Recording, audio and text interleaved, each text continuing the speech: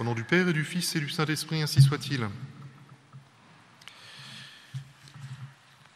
Chers frères, chers fidèles,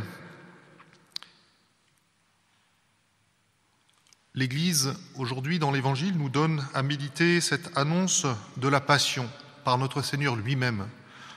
Déjà dans l'Ancien Testament, les prophètes ont annoncé les souffrances du Messie, mais notre Seigneur lui-même annonce à ses apôtres quelques-unes des souffrances qui lui seront infligées, sa mort elle-même et sa résurrection.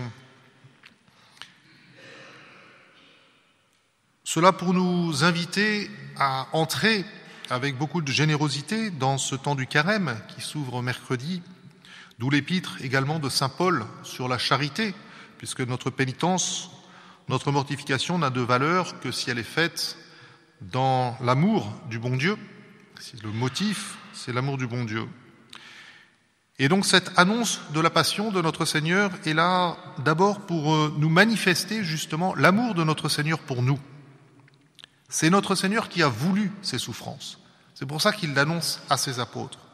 Lui qui connaît par avance ce qui va se passer, et qui est si puissant, qui aurait pu éviter ces souffrances s'il l'avait voulu, manifeste à ses apôtres, montre à ses apôtres que ces souffrances, il les accepte, il les veut. Elles sont volontaires de la part de notre Seigneur. Il dira d'ailleurs au sujet de sa mort, « Personne ne prend mon âme, c'est moi qui la donne et qui ai le pouvoir de la reprendre. » Et il le montrera bien sûr par cette preuve de la résurrection. Vous savez que notre Seigneur n'a qu'une seule personne, la personne divine, en deux natures, la nature humaine et la nature divine. On apprend ça au catéchisme, notre Seigneur a deux natures à partir de sa conception dans le sein de la Très Sainte Vierge. Non seulement la nature divine qu'il avait déjà, mais il assume une nature humaine. Mais ces deux natures ne font pas deux personnes, il n'y a pas deux Jésus, il n'y a qu'un seul Jésus-Christ, qu'une seule personne. Or, les mérites se prennent de la personne.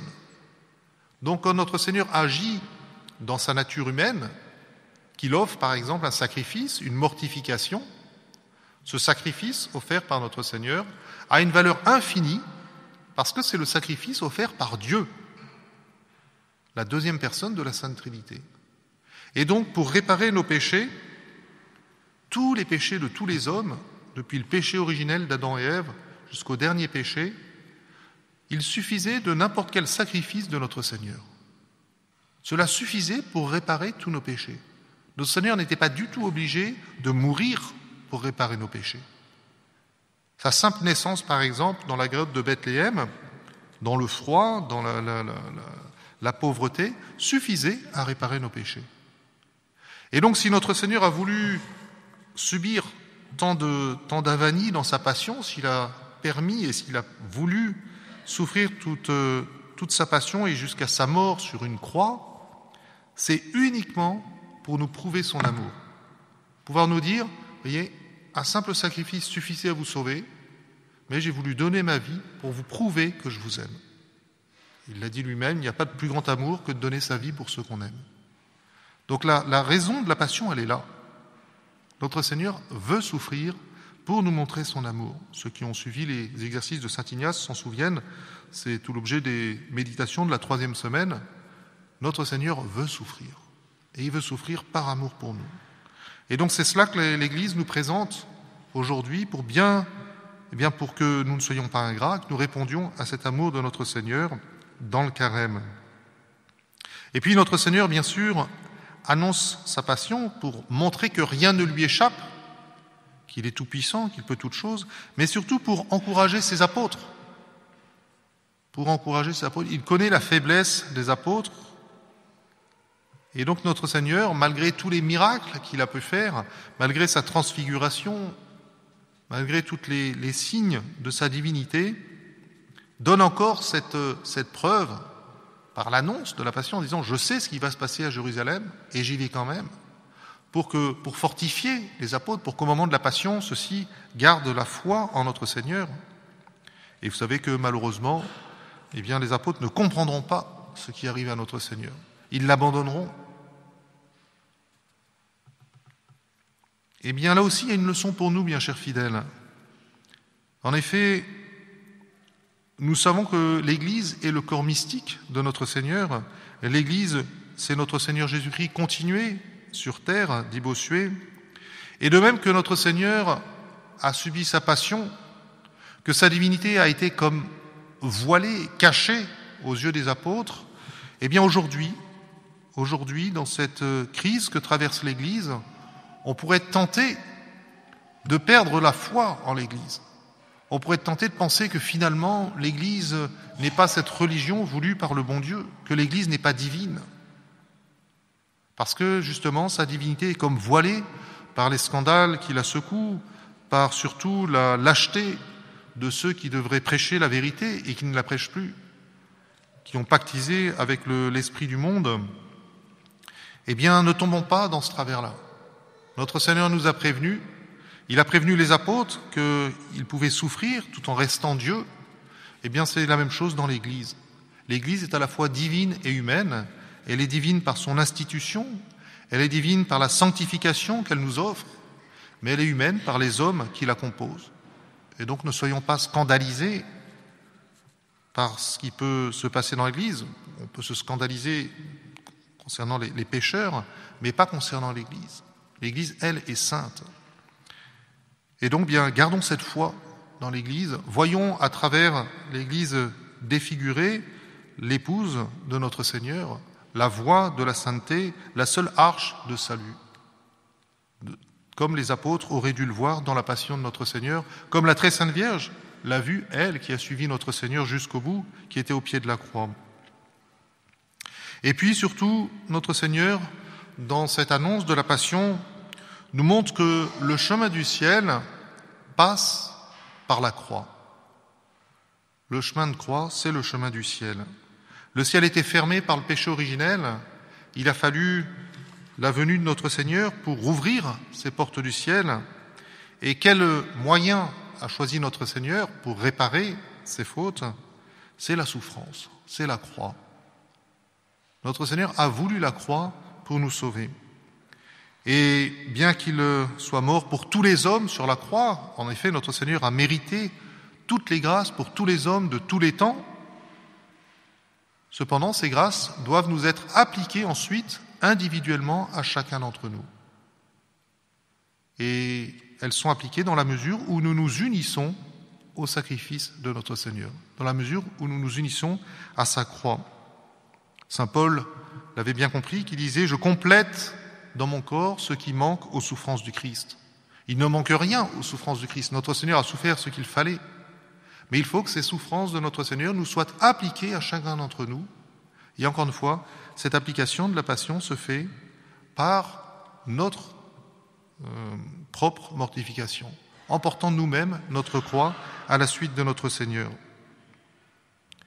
Et donc, bien chers fidèles, je vous encourage pendant ce carême, eh bien, à être très généreux pour suivre notre Seigneur en portant votre croix. Comment est-ce qu'on s'unit à notre Seigneur en portant sa croix? Bien sûr, d'abord en acceptant, c'est la première chose, en acceptant les croix que le bon Dieu nous envoie. Le bon Dieu nous connaît mieux que nous-mêmes, il sait de quoi nous sommes capables, il connaît nos difficultés, et donc le bon Dieu ménage par sa providence des épreuves qui nous permettent de grandir dans son amour. Si nous savons accepter ces croix, si nous savons prier pour demander la grâce de porter notre croix, alors nous grandissons dans la vie spirituelle, nous grandissons dans l'amour du bon Dieu. Vous voyez tous les saints, tout l'exemple de tous les saints qui ont su justement bien accepter ces croix, porter ces croix. Donc c'est la première chose, savoir accepter les épreuves que la Providence nous envoie, petites et grandes. Et puis ensuite, savoir de nous-mêmes aussi nous infliger quelques mortifications, quelques pénitences pour justement cultiver cet esprit de mortification. Pour que justement, quand la Providence nous envoie une croix, bien nous sachions l'accepter parce que justement déjà, auparavant, nous voulons nous unir à la croix de notre Seigneur par nos sacrifices. Et donc n'hésitons pas pendant le carême à prévoir quelques petites pénitences, quelques mortifications, pas forcément des choses énormes, mais tenons ces résolutions, tenons ces petites mortifications de tous les jours. Et puis tout simplement en remplissant notre devoir d'État le mieux possible. C'est pas quelque chose de très compliqué, mais qui demande une abnégation de chaque instant, de faire fructifier les talents que le bon Dieu nous a donnés. Chacun, le bon Dieu nous a mis à une place particulière. Eh bien, remplissons notre mission là où le bon Dieu nous a mis, le mieux possible pour pouvoir lui offrir justement ce que nous faisons. C'est la sanctification par le devoir d'État, nous appliquer à remplir ce devoir le mieux possible. Non pas rapidement et vite fait, pas forcément très bien fait, mais au contraire de bien nous appliquer pour pouvoir ensuite offrir le soir au bon Dieu toutes les bonnes actions que nous avons pu faire dans ce devoir d'État, quel qu'il soit. Donc demandons cette grâce à la très sainte Vierge Marie d'entrer dans ce carême avec beaucoup de zèle, avec beaucoup de générosité, et de même qu'elle a su s'unir à la passion de son Fils, au point que la très sainte Vierge est co-rédemptrice. Ce n'est pas elle qui nous a sauvés, bien sûr, c'est notre Seigneur, mais elle a mérité, en s'unissant par sa propre souffrance, aux souffrances de notre Seigneur, la Sainte Vierge a mérité d'être médiatrice de toutes les grâces. Toutes ces grâces de salut que notre Seigneur a méritées sur sa croix, il les a comme confiées aux mains de la très sainte Vierge qui ensuite les répand sur nos âmes. Alors passons par la très sainte Vierge, demandons-lui ces grâces de salut pour nous-mêmes, bien sûr, pour nos familles, pour ceux qui nous sont chers, et puis pour l'Église, pour que dans l'Église, les ministres de l'Église reviennent à leur mission, accomplissent leur mission avec le zèle qu'ils devraient avoir pour que les âmes se sauvent. Donc demandons cette grâce à la très sainte Vierge de faire ce carême vraiment en esprit de apostolique, de conversion des âmes, et certainement sera un motif de générosité pour nous durant ce carême, si justement nous voulons sauver les âmes, bien de savoir nous unir à la passion de notre Seigneur, en particulier bien sûr à travers le saint sacrifice de la messe qui renouvelle ce sacrifice de la croix. Au nom du Père et du Fils et du Saint-Esprit, ainsi soit-il.